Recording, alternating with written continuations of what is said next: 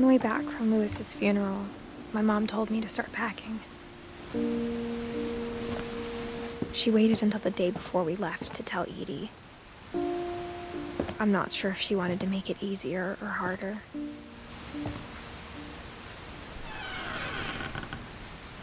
I wish we'd stayed. But I understand why we left.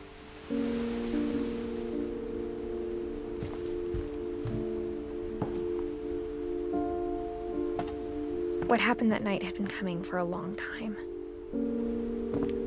Maybe it should have come sooner.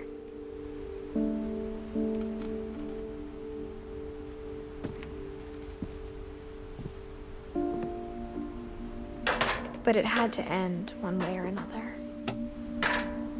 All that's left now is to tell you about that last night.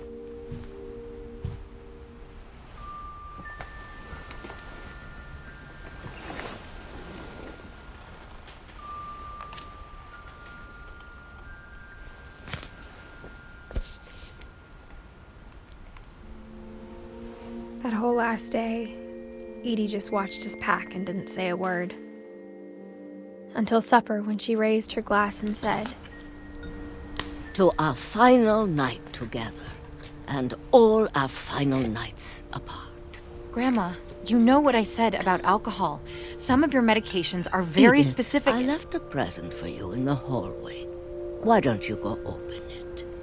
The grown-ups have to argue now. I'm sorry, you're right. We're all leaving tomorrow. Let's just enjoy our last... I'm not leaving. Edith, you're excused.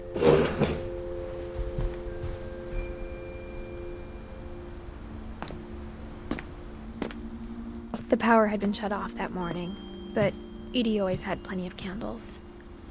When my mom sealed the library, I don't think she knew about the other entrance. Or that Edie had a key to it.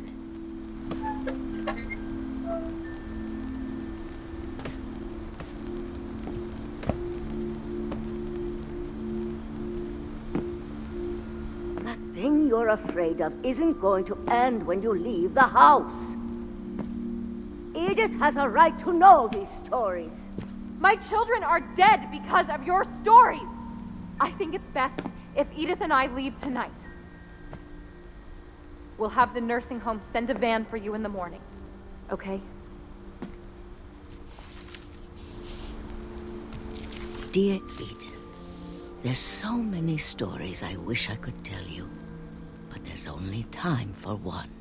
This is about what happened on the night you were born.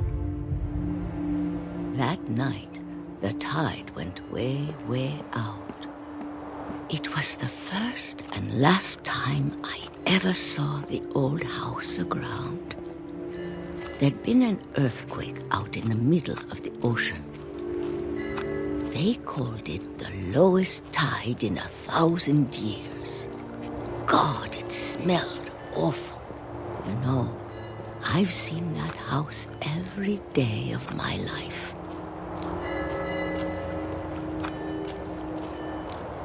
But I never thought I'd go back to it. When the fog rolled in, I lost my way.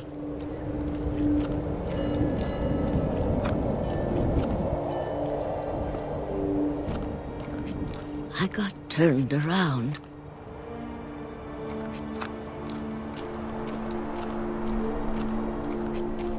I started seeing things.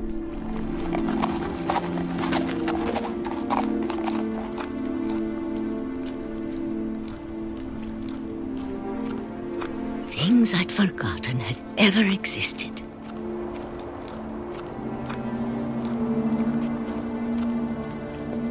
But when I saw them, they felt like old friends. That night, a lot of things came back to me. Or maybe I came back to them.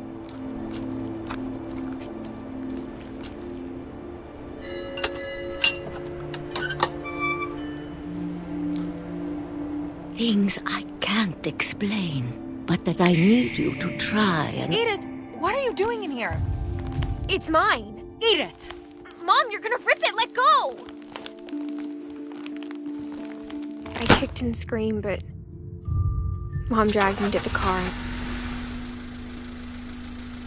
I never saw Great-Grandma Edie again. The next morning, the van came to pick her up, but she was already gone. After that, we moved around a lot.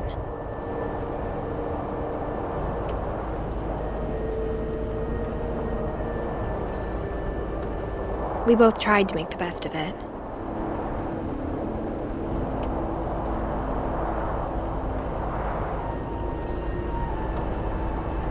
A few years went by.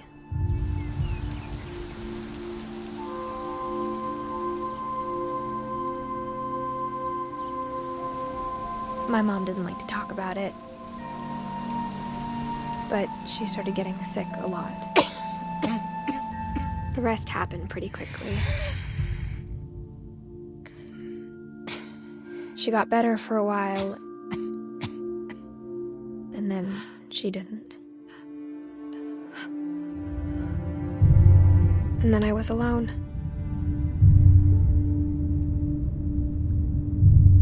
The last Finch left alive.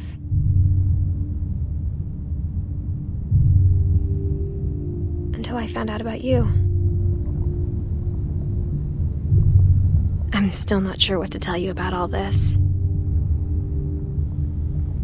If we lived forever, maybe we'd have time to understand things. But as it is, I think the best we can do is try to open our eyes. And appreciate how strange and brief all of this is.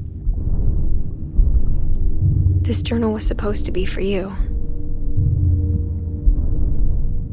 But now I hope you'll never see it. I just want to meet you and tell you all these stories myself. But I guess if you're reading this now, things didn't work out that way.